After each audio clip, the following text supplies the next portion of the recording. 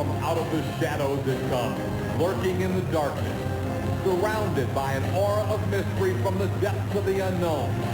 What is this mystic machine from a dimension beyond, created in a world that few know, yet fewer understand?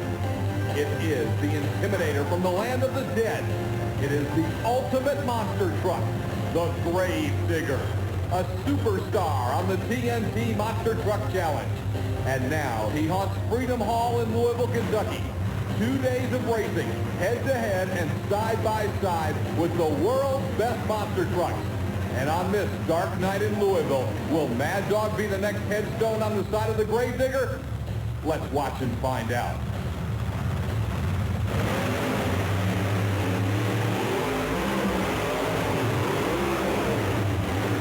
The Grave Digger is cursed tonight, but that's his style, even in a qualifying race. Aggressive and unrelenting daredevil, the crowd favorite. Parts from the black and green machine strewn about the race course. Now, Dennis Anderson and his crew will work the graveyard shift to get the Grave Digger back to the line in time. There, I got it. Where's that other one? It's laying down here somewhere. The element is not that damn take it back plate.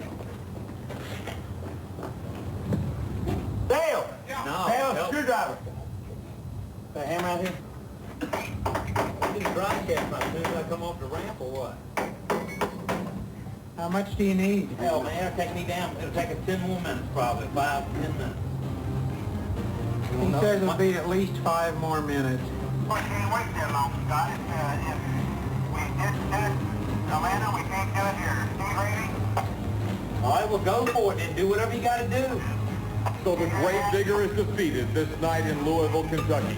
But don't count out Dennis Anderson. The Grave Digger will rise from the dead and haunt the superstars of the TNT Monster Truck Challenge.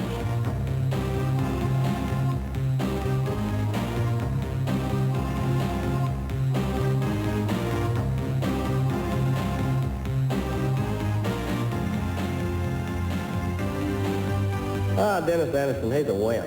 He's all the time saying he's real fast. We met about 5 times last year, and I beat him about 3 out of 5, and I don't think he's that bad. He never could keep his stuff together. If he's going to run with me, he's going to have to keep it together. Tuff Trax is brought to you by Micro Machines, the #1 colossally collectible vehicles in the world. If it doesn't say Micro Machines, it's not the real thing.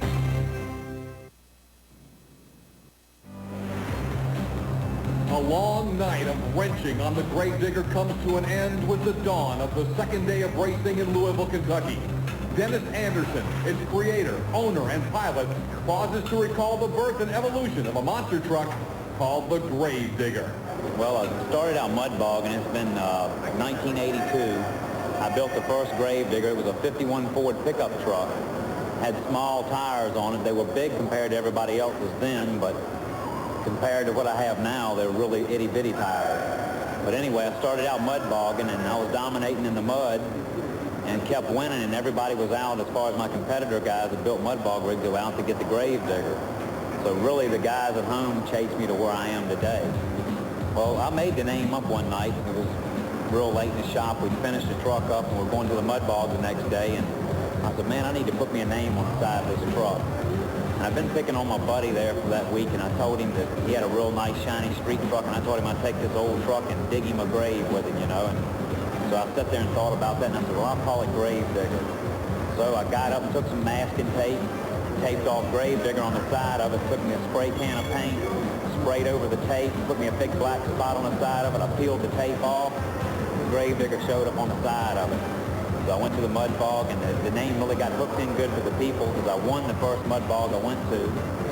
Come back the next month, and I won again. So really people, the announcer really loved the name Grave Digger, you know, and so it hung in there with me, you know, and then I kept on just making the truck a little bit better because I had guys that was competing against me. They'd get a little bit closer to me, so I'd just do something a little bit better than they did. So with a little big, you know, a little bigger tire, and I just kept advancing in tire sizes until I finally had a monster truck. Because I was crushing cars with a mud bog rig too, and I was the first one in our area to crush cars at a mud bog because the guy wanted to do something special that weekend. It was a grave digger birthday party. They called it a Monster Bog Bash. And I crushed a set of cars down in Creed in Pungo, Virginia. The grave digger certainly doesn't look like your typical monster truck.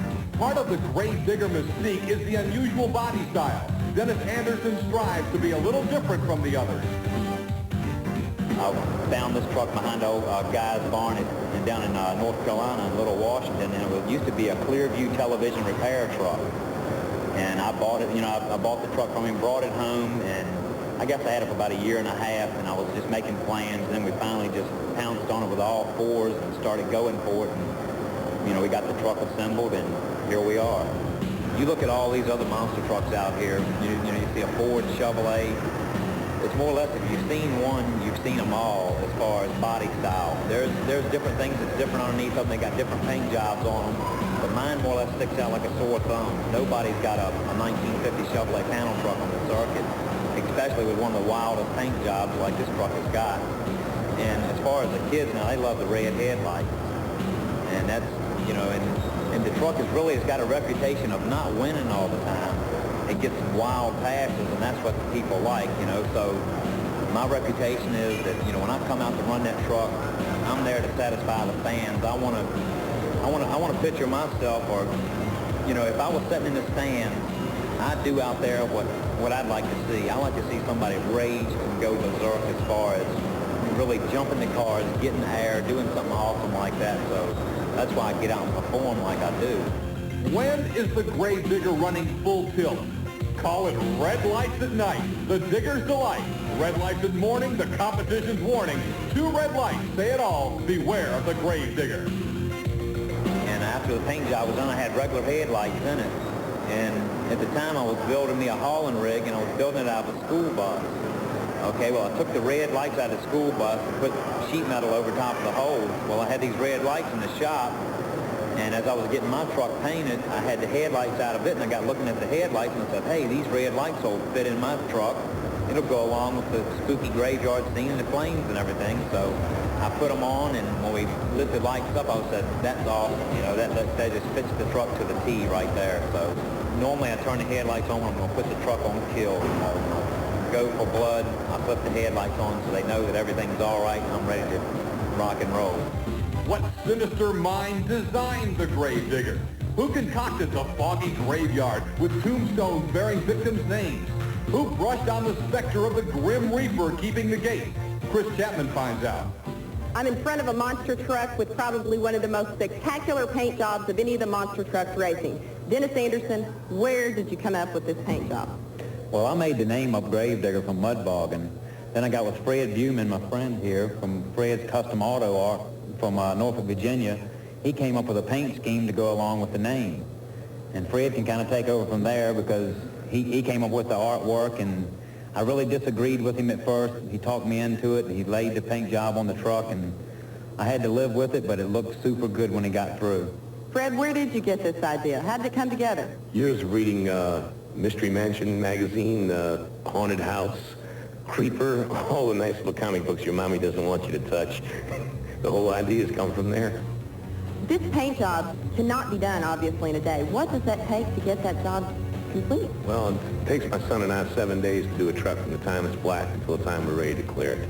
That's about 14 hours a day, and about half that time is spent nothing but tape work. You have to tape everything up before you start, then you start untaping as you paint.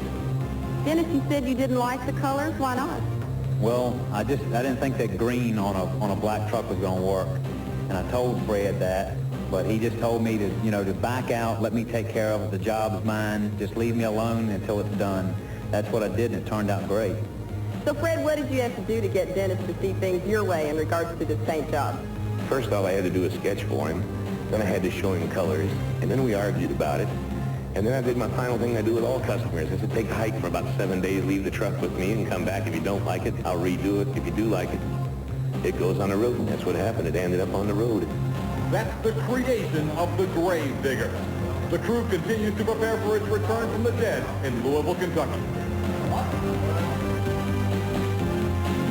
Everybody's so afraid of the grave digger. Why? Because of the cheap paint job on the truck? It's just another old Chevrolet. Shouldn't even be out here with it. If he's not going to improve the thing, he better keep getting on it and better get ahead of everybody. And he better stay ahead of me before the end of the year, because I'm not afraid of him. He's nothing. I've already proved that 3 or 4 times. He's almost wrecked his truck to stay ahead of me. I'm Corey. Revenge is near. But first, you now know all about the exterior of the Gravedigger, the evolution from mud boggart to monster truck. You know about the origin of the unique body and the devious mind behind the paint scheme. But what makes the Gravedigger tick? What electronic and motorized marvels of mankind propel this truck? Imagine 12,000 pounds soaring 30 feet high at 60 miles per hour. Dennis Anderson takes us inside the guts of the Gravedigger. Okay, here we are in the cockpit of the Gravedigger. Everybody always wants to see inside of the truck. They want to know if the inside of the truck looks as good as the outside does. My opinion, no, it doesn't. It's basically a simple truck. The show time is over with. This is a race truck. It's just as simply built as you can build it. We've got a tachometer for the RPMs of the motor. We've got 3 gauges in the whole cockpit. One is the oil temperature, and one's the oil pressure.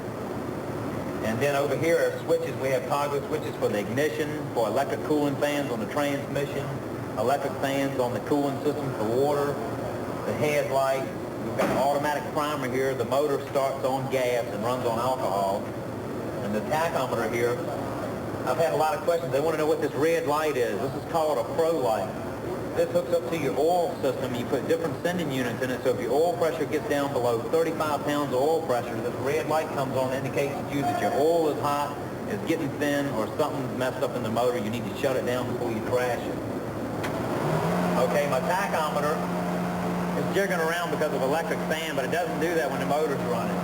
Okay, you flip this after each run, this records the RPMs. It's called a tattletale tachometer. It tells you how many RPMs you turned your motor. You flip the switch. My last pass, I turned the motor 8,500 RPM. Okay, before I pull to the line again, I always check my tach. I put it up on recall is what it's called, and it tells you, records your RPM. Okay, you clear your tach, you push a button, zeroes your tach back in, and you're ready for the next run. And another thing, I've got a steering wheel. The steering wheel, when I first started getting in and out of the truck, it was tough to get in and out of, so I said, I'm going to put me a steering wheel in like a stock car's got. And I changed the seat around, so naturally I don't take the steering wheel out now to get in it, but when I'm in here working on the truck, I've got a pin down here that you pull out. Pretty tough to get out. It doesn't come out that easy all the time. And you just get the wheel off, and you can get down to the floor, work on your wiring, because all my wiring is behind this console over here.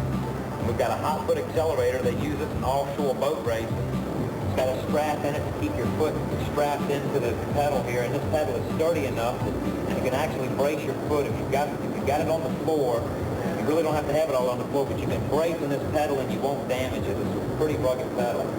The brake pedal is pretty simple. It's got a dual master cylinder. You've got a swivel down here at the bottom. You can adjust the brakes to front and the back, tighten them or loosen them or make them equal pressure. It's got 2 master cylinders, whereas like a normal car has only got 1 master cylinder on. This has got 2 master cylinders. And the brakes work very good. You have to have good brakes to stop these big wheels. But we've designed these brakes through the last couple of years, and they've been working real good for us. And this switch here is for rear steer. I don't run rear steer all the time, but this is turning it to the left, it turns it to the right. We've been drag racing all year, so I unhooked the rear steer so we don't have something else to worry about keeping fixed on the truck. And basically that's it. Besides safety deals in the truck here, we've got a roll cage, a 6-point roll cage in it. As you can see, I got my helmet over here. This is a neck brace that you put on. Your helmet sets down over top of it, so it keeps your head from slamming around so bad, giving you whiplash. Then I've got this harness in here.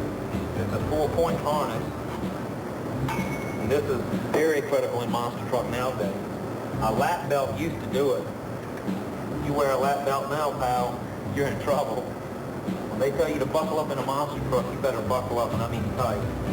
But this deal works just like what's in an airplane. It all hooks together. 4-point. Fasten this up and get yourself as tight as you can there. When I drive to the line, I keep myself loose so I can hang out and look out the windows. Once I get up to the line while I'm staging up, trying to get heat in the motor, pull these belts down, get them good and snug. Then you pull yourself a couple times to get all the slack out. So you make sure you're good and tight.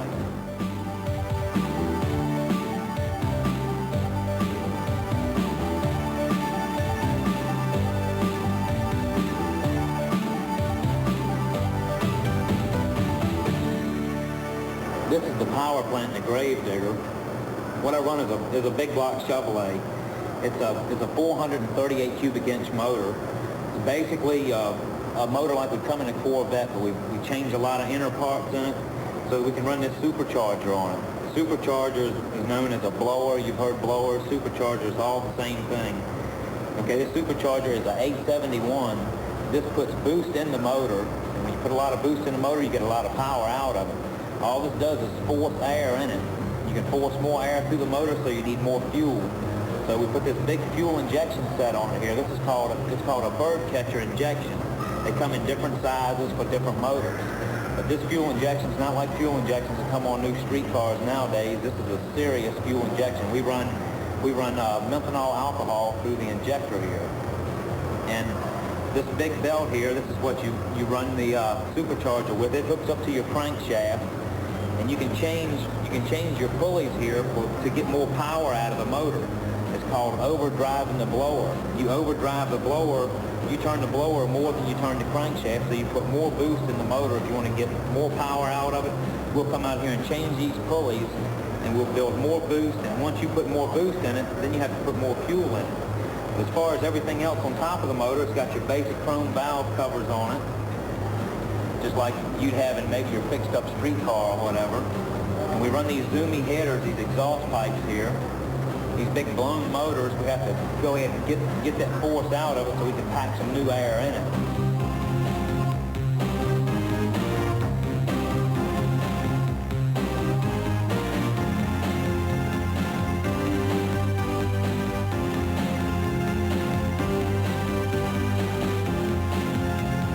Most of the people out here know that when the digger's all together and working good, he's a tough man to beat.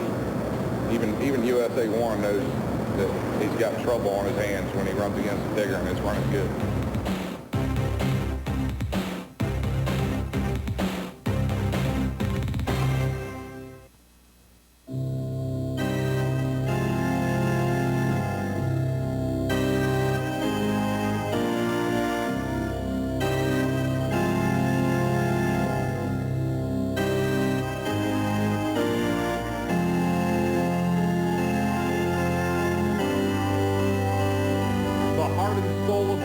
Digger isn't the red headlights or the spooky paint. It's not the body style or the power plant. It's Dennis Anderson, the wild man. I was pretty wild, you know. All my high school buddies, they always called me a wild guy. You know, they always wanted to ride with me somewhere because I used to cut up in the street car and stuff like that. We used to have car fights, and we had mud bog parties at my dad's house. We started having car fights and just messing with old cars driving around the field. I used to do a bunch of wild stunts with them, like for instance, I took a car one time that didn't even have a motor in it, no transmission or brakes on it, hooked a chain to it with another car and pulled it into a stump just to see how bad it would tear this car up, and I ended up flipping the car over. It launched it into the air and flipped it over. And I felt like, you know, once I jumped out of the car, I was scared at first, and I said, I was pretty lucky that I got out, it felt like, but that drove me into trying something else. I was like, well, I got away with that, so I'll try something else, you know. And we always got bruises, nicks, and cuts and stuff like that. But at the time when you're doing something like that, you're so excited and so hyped up that you don't even, you know, it doesn't even faze you then. You know, you don't feel it until the next day, really. But yeah, we've done some real wild stuff in cars. You know, we'd have head-on collisions. We'd have like a dirt track race and end up being a car fight. You know, it's like kill the other guy. There's no rules. It's like outlaw demolition derby. We completely demolish the cars. We take breaks. We'd have like heat races. We take breaks, repair the car enough just so it would run, so we could go back out there and smash them up again. Monster truck racing is a physical, demanding sport for both man and machine. It's not unusual for trucks to flip and roll violently. Those crashes would make armchair athletes out of most mortals, But Dennis Anderson transcends fear.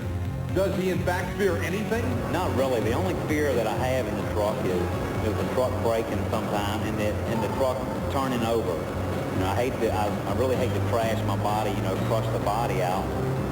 But really, as far as having fear and getting hurt in the truck, I don't have any fear in getting hurt at all.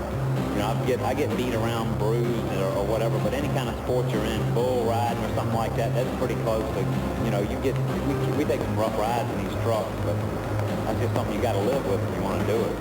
That fearless attitude is a big part of the grave digger mystique, and he uses it against his opponents, talking tough before he lines up against some of the other superstars of monster truck racing.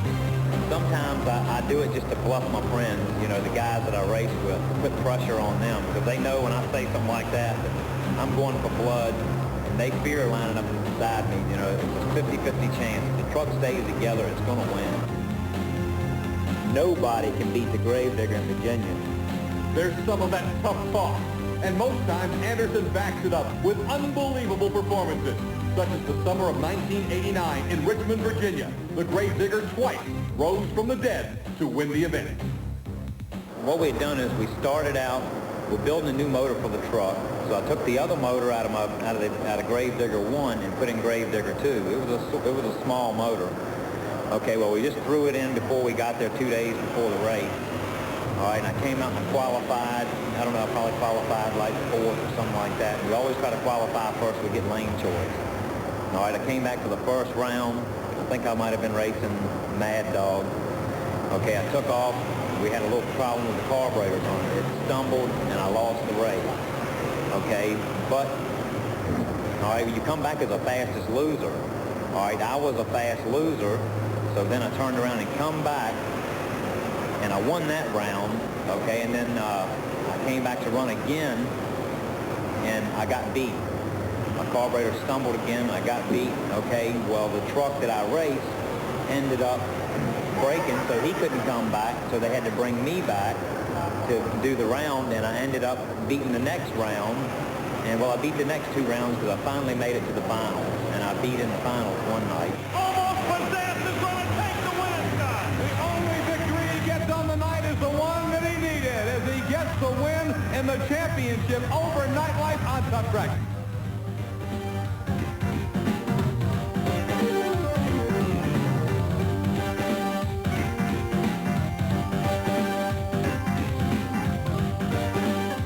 Dennis is fine. Just to me, he's like anybody else.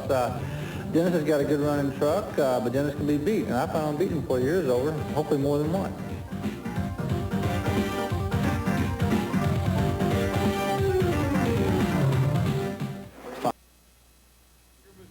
Cast spells over the best monster trucks in the world. When the grave digger is right, it's a handful for the likes of 1988 world champion USA 1. Let's now come down that right lane, but both red lights are on the grave digger. You know what that means? It's going to be a Donnybrook. They come out side by side, half bracket close. God, I don't know. Oh, what a finish. Oh, what a, we still got problems down here trying to get the truck shut down. USA 1 finally does get her slowed. Army, I thought grave digger was going over. What? He came across the finish line. We're looking at the top of his truck. An awesome ride by that youngster out of Virginia. Dennis Anderson's grave digger. Rod Lithgow in USA 1. Too close to call. And so I guess that means we're going to be going back to the videotape timing system right now, and they'll break it down frame by frame. Look at the angle of the truck, Scott. Incredible. Let's see if we can hear the times and see who won this race.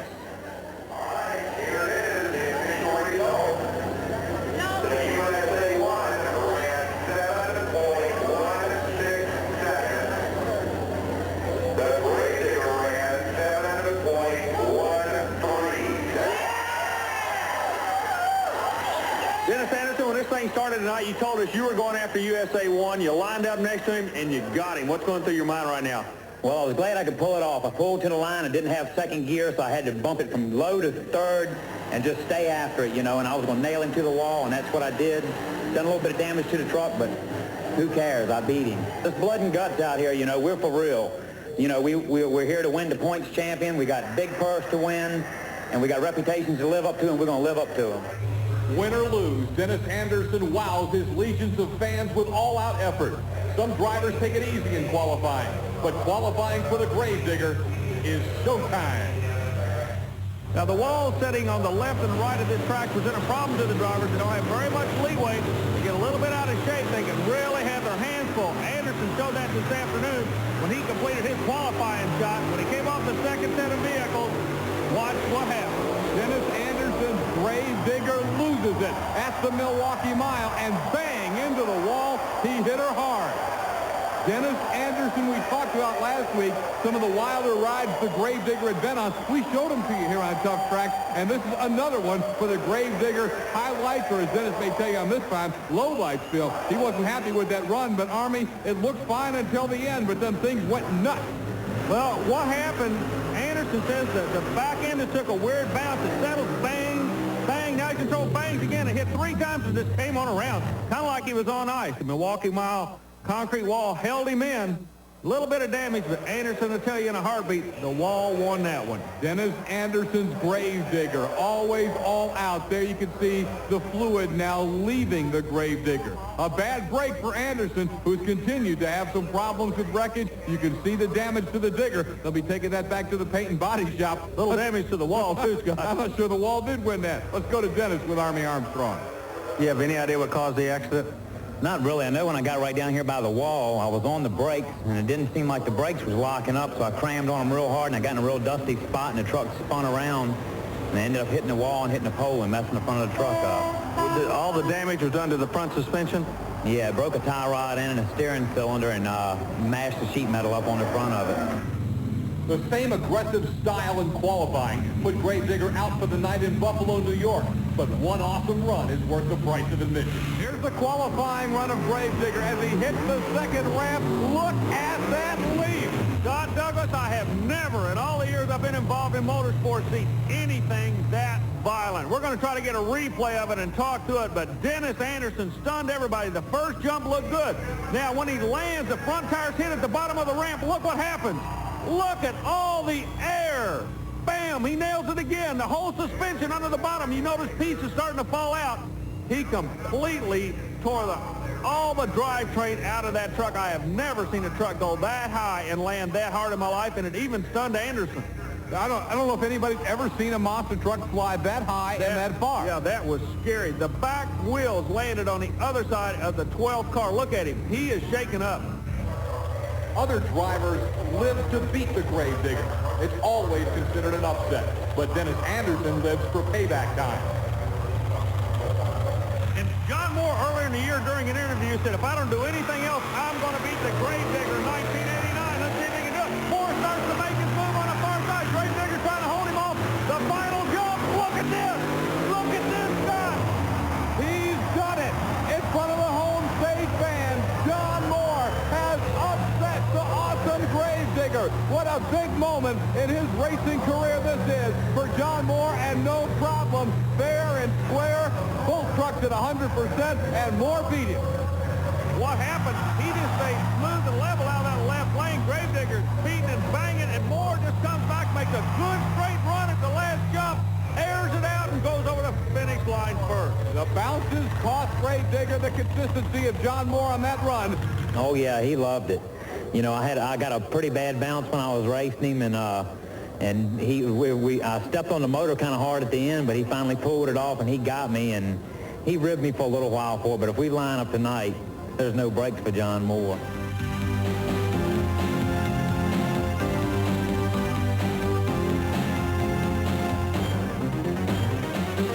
Dennis Anderson's a hard runner, but I believe this year I'm going to be taking a good chunk out of his truck. How come?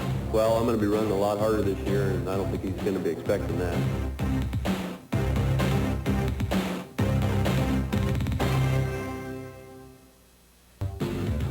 Every week, fans flock to see the best in monster truck competition. But there are those who come only to see the black and green wrecking machine. And those fans dress to impress with their Gravedigger fashion statements. When we first started selling T-shirts, the name is what was selling the shirt in the print. We never had a real good-looking shirt to me, but the people just wanted to have, you know, I don't know, we've had a lot of bikers buy them and stuff like that. You know, I mean, a whole biker group would come up and say, hey, we want that Gravedigger shirt, because they relate to skulls, heads, and stuff like that, you know, and the kids love it too, you know, but We started out booming in T-shirts when we put the Gravedigger logo on it, drippy letters and stuff like that, and it made a pretty neat T-shirt. The Gravedigger popularity has really come around this year. I think one reason is the truck does good in competition, plus the eeriness of the truck. The kids seem to really like that.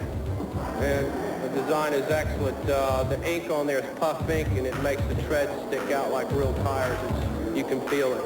Who's your favorite truck out here this evening? Gravedigger. How come?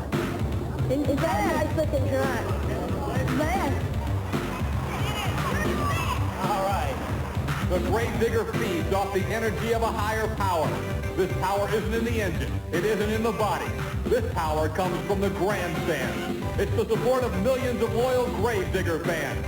It's a loyalty unsurpassed in motorsports.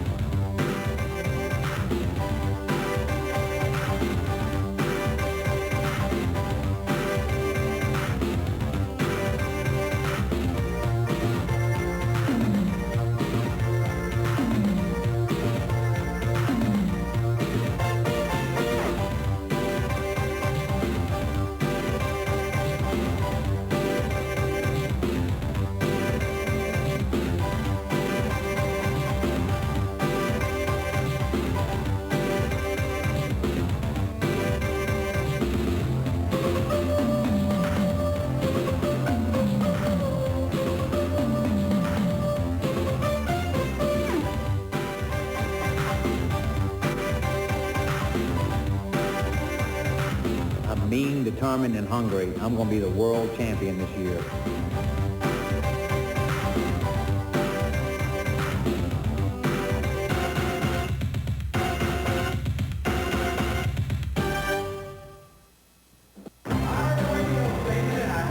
It's time for the Gravedigger to haunt Freedom Hall. Nobody beats the Gravedigger at Freedom Hall.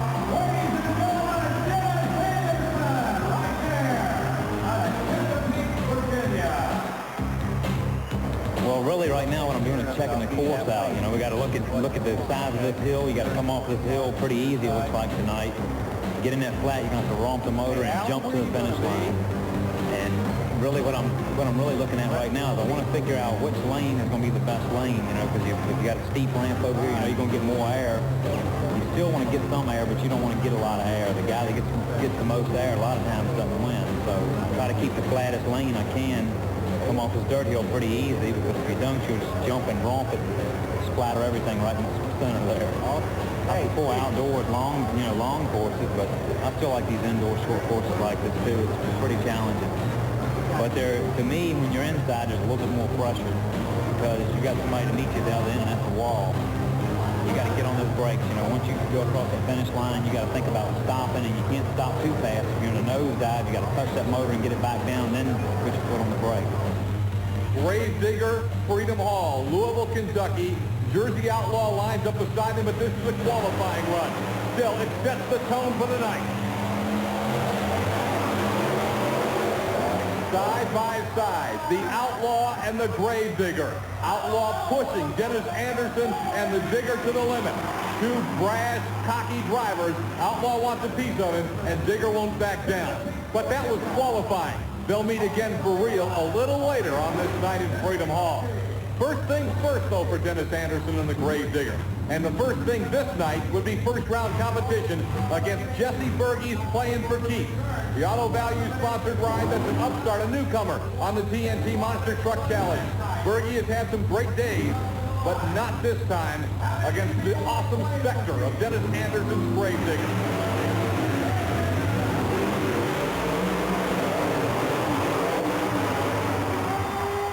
Another victory as the crowd roars its approval for Dennis Anderson's Gravedigger.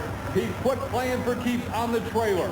But next, his arch rival, his nemesis, the brass young driver from New Jersey, Mike Wine's Jersey Outlaw, will be the next test for Dennis Anderson and the Gravedigger on this night in Louisville, Kentucky.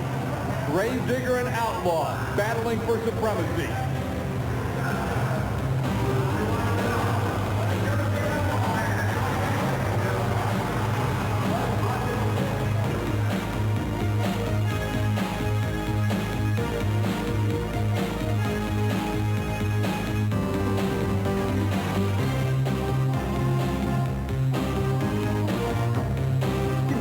Well, the final race of the year is not going to cut slack for anybody. Standing with me right now, the lone hope for the Ford cans, Mike Wine. You say you're going to hammer all these Chevrolets on the final race with a Ford. I don't know if they're believing that or not. Yeah, I waited all of them to beat their trucks last night. Gravedigger beat his first and tore it up, so I think he was afraid to run me in the first round last night. Wait a minute here. Dennis Anderson with the Gravedigger. Go ahead. Hold on a minute. No way. The Ford's not going to dominate tonight. It's going to be a Chevrolet, and it's going to be the Gravedigger. Takes 10 Chevrolets to even touch one Ford. He'll have his chance. We'll be coming up next round. Instead of running his mouth, let him run his truck. Life creates many beautiful changes.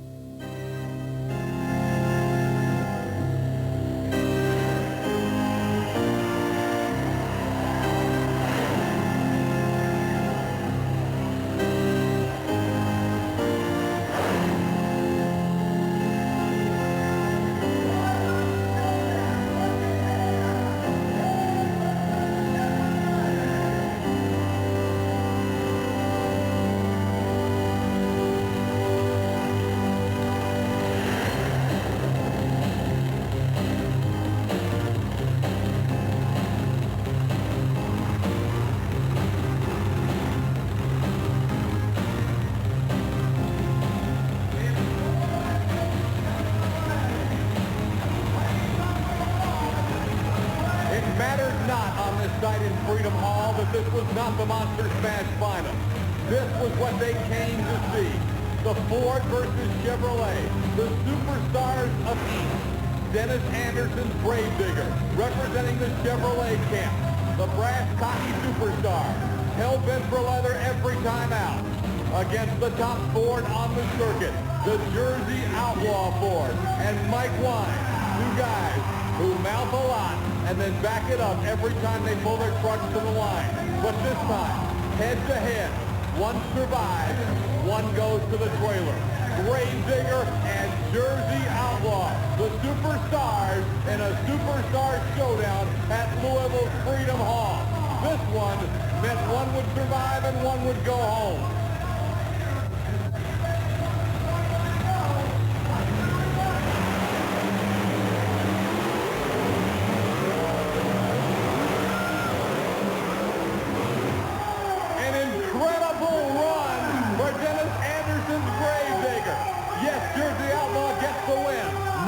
Backed up his statement, but the Digger, even in defeat, wows and wins over more fans with this 90 degrees straight up and down stand in the awesome Gravedigger.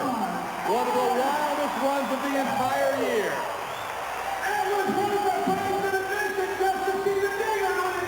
I can hardly get the door. We busted the paint and stuff up. Look at the gap in the bottom of it. Well, that's all right. We're getting a glass body for it, so what the heck. Have you heard what's happening with Jersey yet? Is he? No, I don't know. They said if he doesn't get going, I think I come back. So I need to go up there and find out. But Jersey Outlaw, despite some mechanical problems in beating Gravedigger, does make it back. And Gravedigger is done for the night. But Anderson scores a victory. A wild ride is what he lives for. He's happy about it. Dennis, what'd you do to your back of your truck when you went out like that? Oh, man, I bent the whole roof in.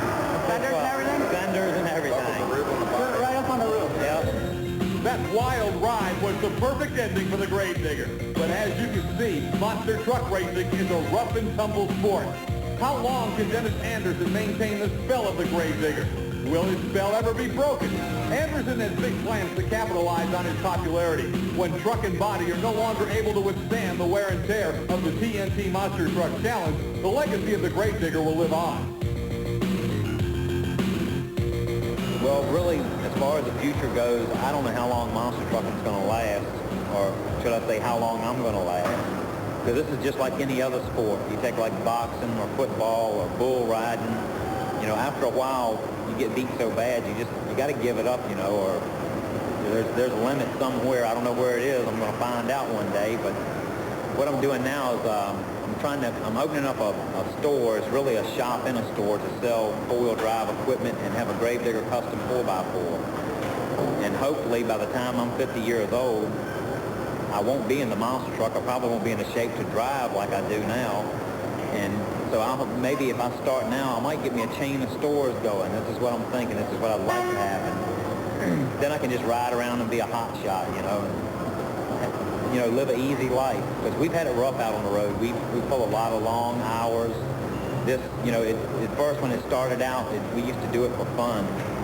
It used to be an adventure. Now it's a job.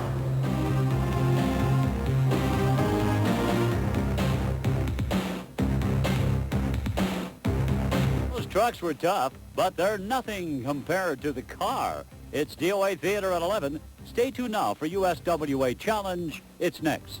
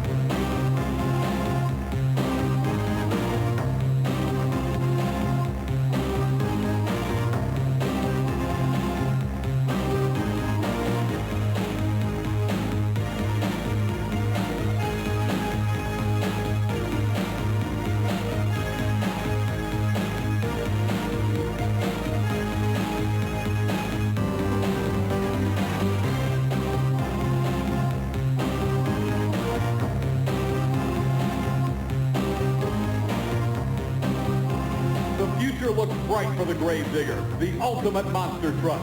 For now, he lurks in mysterious darkness, awaiting another challenge. Like a ghost, Gravedigger will haunt for years to come. Remember, you guys, old Gravediggers never die. They just bury their competition.